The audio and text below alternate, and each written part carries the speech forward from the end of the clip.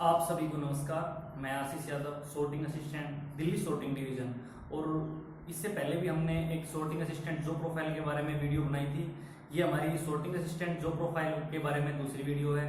पहले वीडियो में जैसा कि शायद आपने देखा भी हो, जिसके बारे में हमने बात की थी थोड़ी बहुत जॉब प्रोफाइल के बारे में, प्रमोशंस वगैरह के बारे में, सैलरी वगैरह के बारे में। पर सैलरी और प्रमोशन का तो जैसे कि लगभग से सब कुछ कंफर्म हो गया था। बट बात थी आपके जो कमेंट्स आ रहे थे, जिसके अंदर आपने बहुत सारी बातें पूछ रहे थे, बहुत से लोग के थे, वो सब बातें थी लगभग जो प्रोफाइल के बारे में कि क्या हमें और टाइम मिलता है, क्या हमें ट्रेन में जाना पड़ता है, वर्कलोड कैसा है, नाइट शिफ्ट में क्या कुछ करना होता है। तो आज हम कोशिश करेंगे इस वीडियो में कि संपूर्ण रूप से मैं अपने जो मेरे 1 साल का लगभग होने को एक्सपीरियंस है, जो भी मैंने देखा है, समझा है, वो आप सबको बता सकूं, जिससे आप अंदाजा लगा सके कि एक सॉर्टिंग असिस्टेंट के रूप में आपको क्या क्या कार्य करना पड़ सकता है और किस किस टाइम में हो सकता है, क्या कुछ वर्कलोड होता है। तो चलिए शुरू करते हैं और थोड़ा सा समझने की कोशिश करते हैं कि किस टाइप के कार्य जो हमारे एक सॉर्टिंग डिवीजन के अंदर होते हैं। तो हम सॉर्टिंग डिवीजन में जो काम होते हैं उनको 2 पार्ट में हम बांट सकते हैं। एक पार्ट को हम बांट सकते हैं एडमिनिस्ट्रेशन ब्रांच और दूसरे को हम बांट सकते हैं ऑपरेशनल ब्रांच। जब एडमिनिस्ट्रेशन ब्रांच की बात करते हैं, पहले हम इसी पॉइंट को लेकर चलते हैं। तो इसके अंदर हमारे क्या होते हैं कि डिविजन ऑफिस होते हैं, जिसके अंदर आपको ड्यूटी मिलेगी बिल्कुल एक मिनिस्ट्री की तरह। आपने जो लगभग नॉर्मल शायद आप कनेक्ट कर पाओगे क्योंकि आप ऑफिस में गए हो, जिसके अंदर आपको 10 से 6 की ड्यूटी मिलेगी। आपको पोस्ट वगैरह लेटर से कोई डील नहीं करना होता, ना ही आपको सॉर्टिंग करनी होती है। आप जैसे कि डिवीजन ऑफिस के अंदर जाते हो, जहाँ पे सारा एडमिनिस्ट्रेटिव ब्रांच होती है कि भाई जो भी हमारे एम्प्लॉय है उनका काम करना है, या जो भी आगे से सीनियर्स के ऑर्डर आते हैं उनको फॉलो करना है। सारा एडमिनिस्ट्रेशन जो वर्क होता है वो वहीं पे डिवीजन ऑफिस के अंदर होता है। उसके अंदर जो प्रोफाइल की बात करता हूँ तो उसके अंदर होती है 10 से 6 की ड्यूटी। ये परमानेंट है और 5 डे होती है, यानी कि आप सैटरडे संडे ऑफ होगा, 10 से 6 की ड्यूटी होगी, जैसे कि बहुत सारी मिनिस्ट्रीज के अंदर होता है। तो उसके अंदर आप लगा सकते हैं कि किसी भी मिनिस्ट्री से या कहीं से भी आप कनेक्ट करके अंदाजा लगा सकते हैं कि क्या कुछ कार्य होता है। लगभग जो सभी में होता है उतना ही वहां पे कार्य होता है। अच्छा, अब इसी में हम एक और एडमिनिस्ट्रेशन में ब्रांच में लेके चलते हैं। तो एक होता है हमारा इस वर्क में अकाउंट ब्रांच, जहाँ पे पूरे डिवीजन में लगभग 400-500 जो भी इम्प्लॉय होते हैं उन सबकी सैलरी, उनके मेडिकल इश्यू, जो भी उनके छुट्टियां है, सैलरी, जो सर्विस बुक है उनको मेंटेन करना वगैरह, वो सारे काम उनके अंदर होते हैं। बट उसके अंदर बिल्कुल 10 से 6 की है, ऑफिस की बिल्कुल नौकरी है। पर उसके अंदर न आपको 5 दिन नहीं मिलेंगे, उसके अंदर आपको 6 दिन मिलेंगे। 6 दिन आपको ड्यूटी करनी पड़ेगी, सिर्फ आपको संडे का ऑफ मिलता है। ऐसे ही हमारा एचआर रूल कोड है, जैसे कि किसी का कोई लेटर मिस हो जाता है या भाई टाइम पे नहीं पहुंचता है तो कंप्लेंट करता है, तो हमारा जाता है एचआर कोड के पास। वहां पे हम आपको ऑनलाइन चेक करते हैं कि ये किसने भेजा है, किसने नहीं भेजा, हमारे पास सारा रिकॉर्ड होता है। उसके अंदर भी आपको 10 से 6 के अंदर ड्यूटी मिलती है। वहां पे भी वर्कलोड इतना नहीं है और लगभग 1 दिन का ऑफ मिलता है और सारा ही बिल्कुल आपको साफ सुथरा नहा धो के जाना है और वहां से बैठना है आराम से। एक जैसे कि किसी भी मिनिस्ट्री में आपको जॉब मिलेगी, बिल्कुल वैसे ही आपको जॉब करनी है। और वहां ये सब हर जगह पे सॉर्टिंग असिस्टेंट ही काम करते हैं। तो इसके हिसाब से आप अंदाजा लगा सकते हैं कि एडमिनिस्ट्रेटिव ब्रांच मतलब कि बिल्कुल एक किसी मिनिस्ट्री की तरह है। आप ऐसा नहीं सोच सकते कि लोग सोचते हैं कि सॉर्टिंग असिस्टेंट अगर लग गया है तो उसको सिर्फ चिट्ठियों से ही डील करनी है, लेटर्स आते हैं उनसे वही काम करना नहीं। सारा एडमिनिस्ट्रेशन जो वर्क है वो भी एक सॉर्टिंग असिस्टेंट ही संभालता है और अलग अलग डिवीजन में होता है। अकाउंट ब्रांच में आप अंदाजा लगा सकते हैं कि भाई अकाउंट बनने हैं, सभी के सैलरी बनती है, तो उनके हिसाब से उनका वर्कलोड होता है इतना। किसी भी मिनिस्ट्री से आप कनेक्ट कर सकते हैं, यानी कि आप ये नहीं कह सकते कि बहुत ज्यादा वर्कलोड है मिनिस्ट्री में। मान लेता हूं कि आप एडमिनिस्ट्रेशन ब्रांच से तो आप कनेक्ट कर गए होंगे, पर दूसरी तरफ हम जब बात करते हैं इसके दूसरे पहलू को, तो वो आता है ऑपरेशनल ब्रांच, जिसके अंदर बारे में मेरे ख्याल से बहुत ही कम लोगों को पता होगा ऑपरेशनल ब्रांच के बारे में।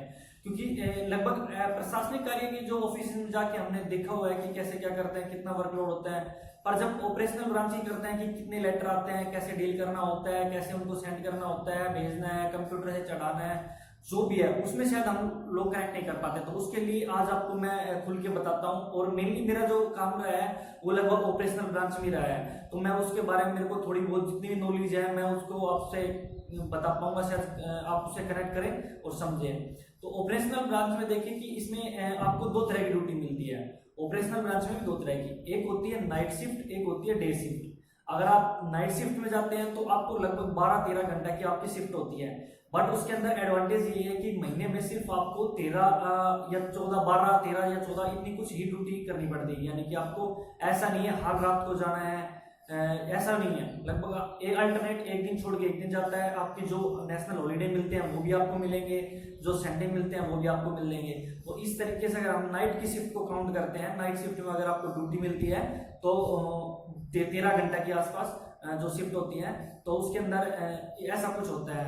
अब बहुत से मेरे दोस्तों के कमेंट्स में अंदर क्वेश्चन आ रहे थे कि भैया क्या 13 ही घंटे काम करना होता है, क्या इतना वर्कलोड होता है नाइट शिफ्ट की अगर हम बात करें तो दोस्त मेरे ख्याल से हमारी मैन पावर 13 घंटे जरूर बना दी गई है कि भाई उन्होंने आप 13 घंटे काम करो, पर शायद कोई भी आदमी 13 घंटे काम नहीं कर सकता लगातार, कोई भी नहीं कर पाएगा लगातार 13 घंटे काम, चाहिए वो कैसा भी मेरे ख्याल से वर्क हो। अगर सबसे इजी हमारा पढ़ना होता है, शायद लगातार हम 13 घंटा तो पढ़ भी नहीं पाते हैं। तो ऐसा कुछ नहीं है कि लगातार हमें 13 घंटा काम करना होता है, वो हमारे ऊपर डिपेंड होता है, जिसके अंदर 1 घंटे का लंच भी हो गया। अब मान लेते हैं आपकी ड्यूटी है सुबह शाम को 5 से सुबह 5 बजे तक, तो आपको 1 घंटे का लंच मिल गया, जिसके अंदर फिर आपके 11 घंटे हो गए। अब इसके अंदर क्या मेनली काम होता है ऑपरेशनल वर्क के अंदर, कि जो भी पोस्ट ऑफिस से या कहीं से भी हमारे पास बैग बन के आते हैं, बैग यानी कि एक स्पेसिफिक बैग आता है, जैसे दिल्ली के लिए बैग आया है, वो आया चेन्नई से, दिल्ली के लिए बैग आया है, चेन्नई से जो डाक बुक हुई थी दिल्ली के लिए, वो सारी डाक एक थैले में डल के दिल्ली के लिए हमारे पास आ गई। अब हमें करना क्या होता है, अब हमें करना होता है कि दिल्ली में ये किस एरिया में जाएगी, किस पोस्ट ऑफिस के थ्रू कौन सा पोस्टमैन इसको उस एरिया में भेजेगा। तो हम क्या करते हैं कि उस चेन्नई से आए हुए बैग को खोलते हैं, उसके अंदर हम डाक निकालते हैं और डाकों को हम छांटते हैं कि ये दिल्ली के उस एरिया में है, ये प्रधानमंत्री जी को जा रही है या किसी मंत्रालय को जा रही है या किसी सगे संबंधी को दिल्ली के इस कोने में है या उस कोने में। वो हमारे पास एक सोर्टिंग असिस्टेंट का काम होता है, खाने बने हुए होते हैं हमारे साथ, जो स्लैब होती है उनके अंदर हम छांटे घेर सकते हैं। तो इसके हिसाब से हम अंदाजा लगा सकते हैं कि अब ऐसा भी नहीं है कि दिल्ली ही चेन्नई से भर भर के डाक आएगी, एक लगभग एवरेज सा होता है।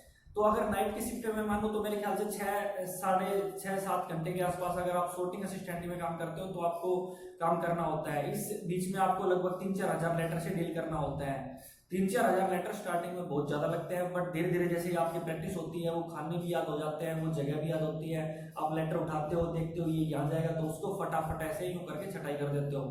दूसरी बात, इस शिफ्ट में ऑपरेशनल ब्रांच में आपकी एक सेफ्टी होती है, आप पे अगर एक बार छटाई कर दी, आपको छटाई आ गई तो उसके बाद आपको कुछ नहीं करना है, यानी कि ऑफिस वर्क की तरह जो एडमिनिस्ट्रेशन ब्रांच में है कि आपकी एक सीट फिक्स हो गई, आपको आज अगर नहीं गए तो कल जाके आपको उसी सीट का काम करना होगा, ऐसा कुछ नहीं है। मान लो आज आपने छुट्टी कर ली और जो आज डाक आई होगी, जो चेन्नई से दिल्ली में बटने के लिए जो डाक आई होगी, वो तो छट के जा चुकी है, यानी कि आपको कोई मैटर नहीं है कि आज का काम पेंडिंग है, आप नहीं गए तो आपको हो सकता है कल, जैसा कि अदर मिनिस्ट्री के अंदर होता है, ऐसा कुछ नहीं होता है। तो ये ऐसा हमारे लिए फायदा भी है नाइट की शिफ्ट में।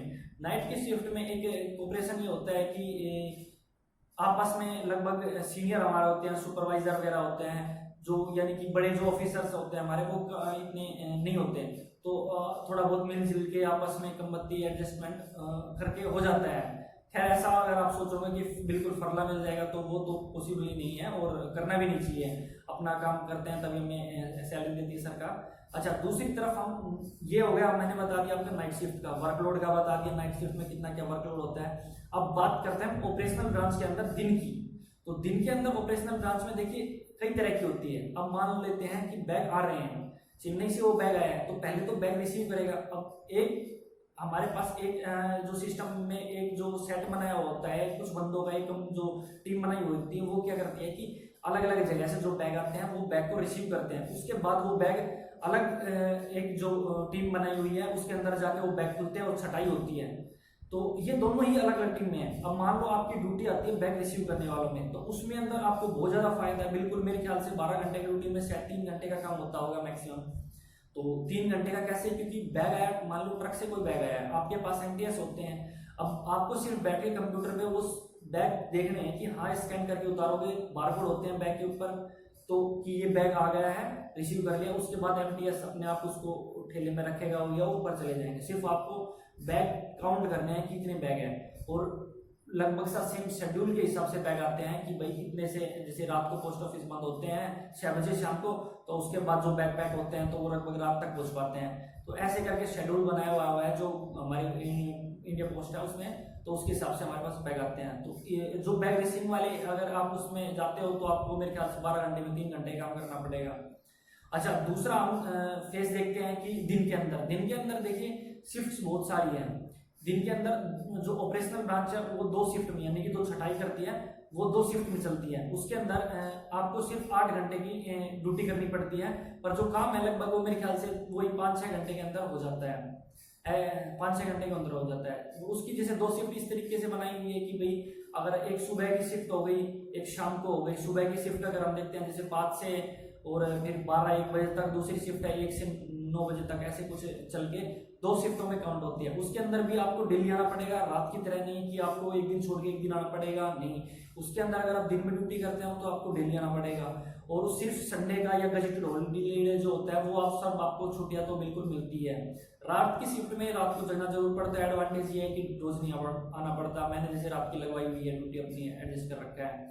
अच्छा, ये सब हमारे हो गए वर्कलोड के बारे में। इसके बाद भी अगर आपके कुछ मेरे ख्याल से पॉइंट रह जाते हैं तो आप मेरे को बिल्कुल बता सकते हैं। मैं आपको ऑपरेशनल ब्रांच और जो भी एडमिनिस्ट्रेटिव ब्रांच है शायद उन दोनों में विजिट करा पाऊंगा। अगर आप दिल्ली से हो, दिल्ली से अगर मेरे पास कॉन्टैक्ट करते हो, क्योंकि मेरी दिल्ली में ही ड्यूटी है कश्मीरी गेट के पास, तो ये हमारा बात रहता है। दूसरा, अगर एक पॉइंट ऑफ व्यू, मैं अपने पॉइंट ऑफ व्यू से बताना चाहूंगा कि अगर आप इस डिपार्टमेंट को भरते हो, स्पेशली बॉयज में, देखिए पहली वीडियो में मैंने ये कहा था कि गर्ल्स के लिए क्यों मैं प्रेफर नहीं करता हूँ। मैं प्रेफर क्यों नहीं करता हूँ, मैं ये नहीं कह रहा बिल्कुल नहीं आना चाहिए, पर क्यों प्रेफर नहीं करता हूँ वो मैंने बताया। आप पिछली वीडियो में सारे डिटेल के बारे में थोड़ा बहुत देख सकते हैं। बट बॉयज के लिए एक एडवांटेज ये भी बता रहा हूँ, क्योंकि बहुत काफी क्या है कि भर्तियां बहुत कम हो रही हैं। तो अभी जैसे हमारे हम 6 आए थे 2017 से, CHSL 2017 से, उसके बाद 1-1.5 साल हो जाएगा शायद दूसरी भर्ती आएगी भी नहीं। कुछ उनमें से हमारे साथ में से CGL में या अदर जॉब के अंदर भी जा रहे हैं, तो बहुत ही कम रिटायरमेंट ज्यादा हो रहे हैं। जो नई रिक्रूटमेंट है वो बहुत ही कम है।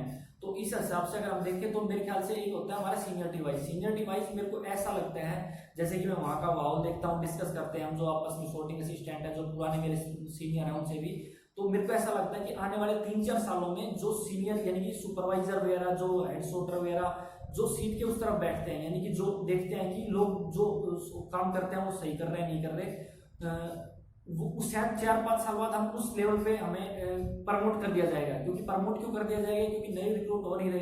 अब जो संभालते हैं काम करवाने के लिए तो जो गवर्नमेंट एम्प्लॉय है वही चाहिए। क्योंकि हमारे यहाँ पे क्या होता है, सॉर्टिंग डिवीजन के अंदर बहुत सारे अगर लगभग आप देखोगे तो मेरे ख्याल से 30% गवर्नमेंट जो सिलेक्टेड कैंडिडेट है वही होते हैं। बाकी 70% जो वर्क स्टाफ होता है वो हमारा होता है डेली बेसिस के ऊपर। अब डेली बेसिस पे तो हम अथॉरिटी ऐसी दे नहीं सकते कि आप संभालो, क्योंकि उनका तो आज है कल नहीं है। अगर कुछ गड़बड़ कर देता है, कोई लेटर मिसिंग करता है, कोई कॉस्टली अगर लेटर में आ रहा है उससे चोरी कर लेता है, तो वो तो हम उसको दे नहीं सकते। तो इसलिए मेरे ख्याल से ऐसा लगता है 3-4 साल के बाद हम उस तरफ होंगे, यानी कि हम देखेंगे कोई सब सही से काम कर रहा है, कैसे क्या नहीं कर रहा है। तो अगर आप आते हैं तो मेरे ख्याल से 4-5 साल के बाद आपको भी ये अपॉर्चुनिटी मिल जाएगी।